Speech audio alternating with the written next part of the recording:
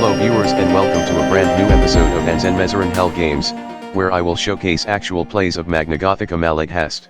In today's episode, Carcass vs Goregrinders, with Umbral Reaver as Carcass and Ruin as Goregrinders. So, when Maleghast came out, I decided upon this idea to give new players an idea on how the game works visually, and honestly, this is partially for me too because I'm still trying to understand the rule, so I'm probably learning as much as you do. First thing first, let's talk about the black masses that will be fighting in today's matchup. On first corner, we have a Carcass House black mass commanded by Umbral Reaver, with 3 enforcers, a goblin, Aegis weapon, and the operator herself. This is amusingly a very melee-oriented black mass, from a house specifically specialized in ranged combat. On the other corner, we have a Goregrinder House black mass commanded by Ruin, with 6 goddamn warheads, 2 Pain Ghoul for support, plus the Warlord himself. Thrall units like warheads might be weak on attack, but they can essentially block part of the map themselves, and upon dying, they essentially drop double the soul because you get 2 of them per unit, letting you use more and or expensive soul abilities quicker than the other side. Necromancers of both houses are also very combat oriented, meaning this is gonna be a quick melee one way or another. The match will be also on loathing level, meaning each necromancer could spend 4 dark power to upgrade their black masses. I will talk about what they do when they come up in the matches. For beginners, you should start in spite level to run simpler game more quickly, but personally speaking, I think that's just a tad boring.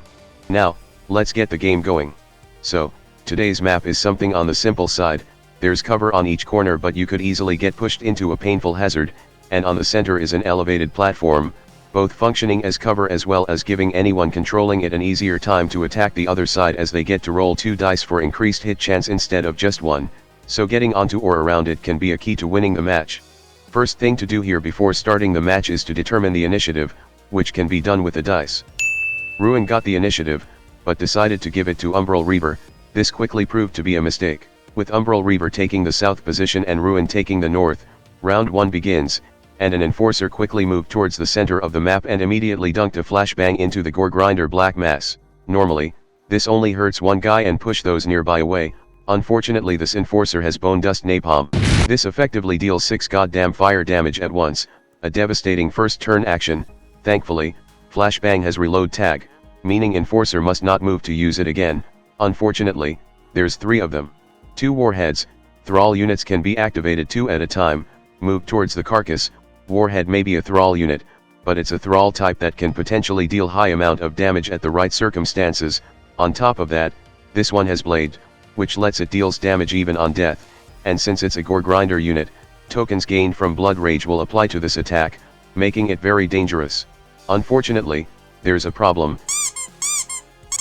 Enforcer has physical armor, which reduces any incoming non-magical damage by 1. Warhead may have high potential damage, but it deals all those damage in multiple of 1s, meaning all 6 of the warheads on the field cannot do shit to the enforcers. Worse, enforcers are not the only ones with physical armor here. The only thing on Carcass side that doesn't have physical armor is the ammo goblin, and unfortunately, it's also the last thing you want to melee. Another enforcer moved up and threw a flashbang at the Goregrinder. However, there's another thing Goregrinders are good at, getting a shit ton of strength tokens to overcome this exact problem, or just start dealing fire damage which physical armor cannot block. The Warlord could even get soul upgrades to just throw tokens at their black mass to solve this specific problem. Which is why when it's the Goregrinder's turn again, the Warlord immediately charged straight for the operator and then with frenzy chain tried to pull the operator towards them. Unfortunately, that didn't really work well, as the operator simply just whipped out a shotgun and blasted them apart. The one thing Carcass is very good at, that and becoming a murder ball, because Carcass get to roll twice the dices and pick highest just by sticking together.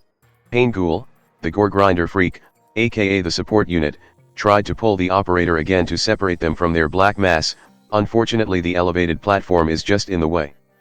The ammo goblin, the Carcass freak, regurgitated ammo at the operator and Aegis weapon thanks to hot chamber, reloading their guns, and gave them a couple strength tokens before moving left. More warheads moved towards the operator, trying to form a wall of body to block the movements of the Carcass, because that's all they can do right now.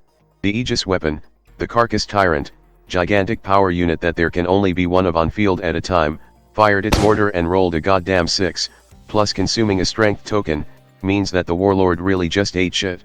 Another Pain Ghoul moved up and Pain Frenzied one of the Warhead, giving it 2 more Berserk tokens. The last enforcer moved up, and once again, threw flashbang. That really is a whole lot of flashbangs.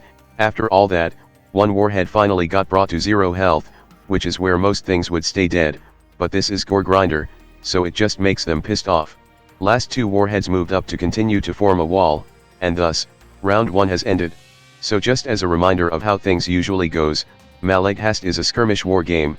By the time round 1 ended, a lot of things should be kinda dead or close to it, so if your game has gone through the entirety of round 1 with nothing really dying, start sweating because it's gonna get rough.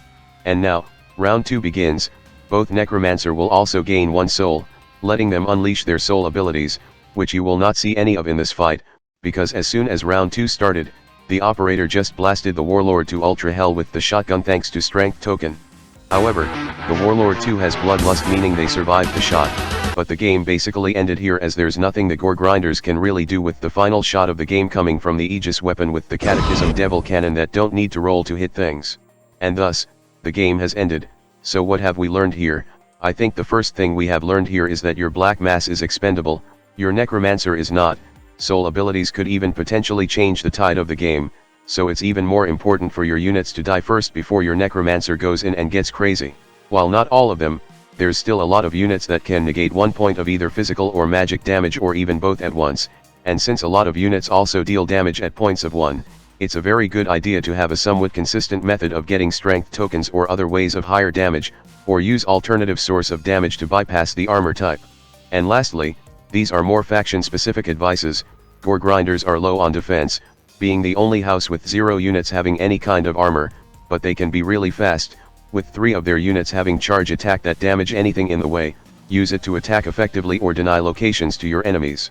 Meanwhile, Carcass is a primarily ranged combat house that loves staying at a good spot and shoot anything that gets too close, but things getting too close can be a problem because a lot of ranged attacks from Carcass have a minimum range, which is where Enforcer comes in as a very defensive melee scion that also discourage enemies from grouping up. Anyway, that's basically it for this episode. I hope this teaches a thing or two on Maleghast. I'm still figuring out a lot of things, both on Maleghast itself and the video format, so things might get changed a little bit in the next episode. It's very much still in experimental stage. That's all for now, and I will see you all next time. Hello there. If you like this video, please subscribe to my channel and click that notification bell button. If you really want to support my channel, you could visit my Patreon page, or buy me some coffee, links in the description. Anyway, have a nice day.